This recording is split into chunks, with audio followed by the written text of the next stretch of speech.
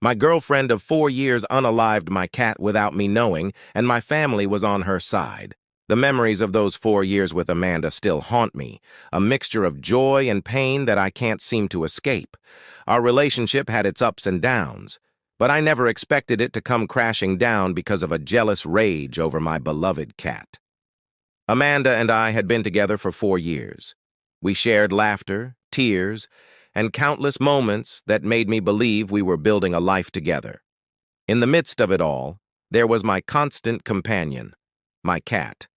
A small ball of fur named Bobby, who had been with me through thick and thin. Little did I know, Amanda's feelings towards Bobby would take a dark turn. One day I came back from work only to find out that Bobby went missing. The once joyous home now felt empty, the absence of my feline friend leaving a void that seemed impossible to fill. I approached Amanda with worry etched across my face, questioning her about Bobby. She denied any knowledge of his disappearance, insisting she had been outside the entire day. I was a bit skeptical since Amanda didn't tell me anything about her going out today, but I pushed my suspicions aside desperately, hoping for Bobby's safe return. Days passed with no sign of my beloved cat. Fueled by anxiety and desperation, I took matters into my own hands, creating missing posters with Bobby's picture and details. I plastered them around the neighborhood, hoping someone had seen him. The days turned into an agonizing wait, each passing moment intensifying the ache in my heart. Then, one day, I overheard Amanda talking to a friend on the phone. Guilt nibbled at my conscience as I eavesdropped, but the shock that followed silenced any remorse. Amanda casually mentioned that she had taken Bobby away and had him put down. The revelation hit me like a sledgehammer, the cruelty of her actions cutting through me. The woman I thought I knew had callously robbed me of my companion, all while pretending innocence. Regret for eavesdropping briefly lingered, but it was quickly replaced by a tidal wave of anger and disbelief. How could someone I loved do something so heartless? Amanda's betrayal shattered the last fragments of trust, leaving our relationship irreparably damaged. In that moment, I stood at a crossroads, torn between confronting Amanda about her cruel actions right then and there, or biding my time to plan a calculated revenge. The weight of anger and betrayal fueled my desire for retribution, and I made the fateful decision to unleash my plan at a later time. As I pondered my revenge, two possible scenarios played out in my mind, like a twisted chess game. One option involved exposing Amanda to her entire circle of family and friends, ensuring that the truth would stain her reputation. Another plan revolved around pursuing legal action, suing her for killing Bobby. Yet the unexpected turn of events blindsided me. When I shared Amanda's heinous acts with her family and friends, hoping for support, they shockingly sided with her. Their callous remarks, dismissing Bobby as just a cat and justifying Amanda's actions with the old man's impending demise, shattered me. The support I sought from my own family proved equally disheartening, as they failed to comprehend the gravity of Amanda's cruelty, and even supported her actions. Undeterred by the lack of familial support, I turned to the legal system for justice. Armed with a recording of Amanda confessing to her actions and a witness to corroborate the evidence, I took her to court. The charges of criminal destruction of property, cruelty to animals, and emotional distress became the pillars of my pursuit for retribution. The courtroom drama unfolded, each session revealing the depth of Amanda's malevolence. The evidence stacked against her, and the truth became an unstoppable force. My legal team presented a compelling case, highlighting the emotional toll and the irreversible damage caused by her heartless actions. As the case reached its climax, Amanda's defense crumbled. The court ruled in my favor, declaring her guilty of criminal destruction of property, cruelty to animals, and emotional distress. The judgment demanded she pay a hefty sum of $10,000 in restitution. The victory was bittersweet, for no amount of money could ever replace the companionship I lost with Bobby.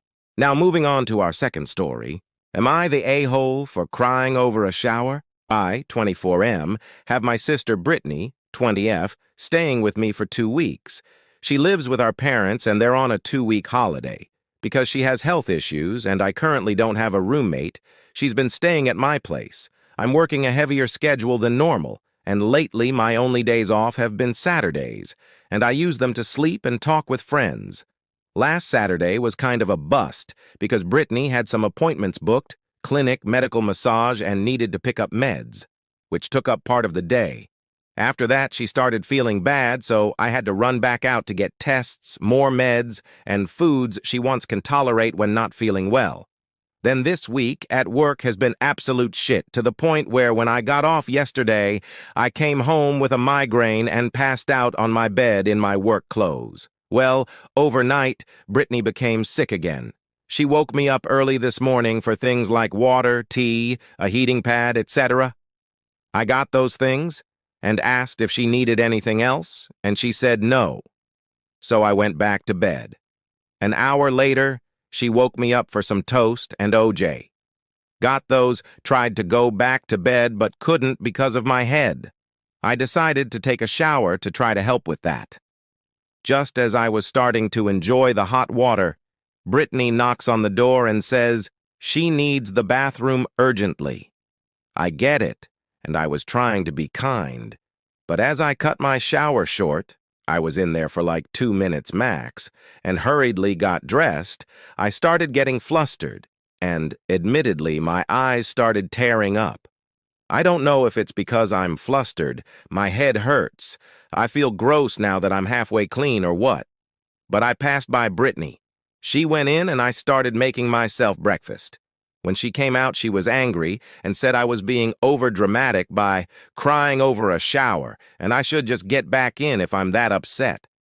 I told her it wasn't that, because I don't know what it is. She went back to bed, but she just texted asking for some soup and ended the text with, "Unless you're going to have a breakdown over it." I said I'd get it when I'm finished eating, and she just said, "Whatever, jerk." What the hell did I do? Aita. Now moving on to our third story. Am I the a-hole for telling another mother our children aren't close anymore due to intelligence levels? My daughter, let's call her Sophie, used to be best friend with Kat. They used to be best friends in elementary school, but ever since middle school have started, they began to grow apart. The school split the kids in advanced and normal for math and science. All other classes are still together. My daughter got placed in the advanced, and Kat got placed in normal. No big deal, they still see each other in school. They were still close friends until group projects.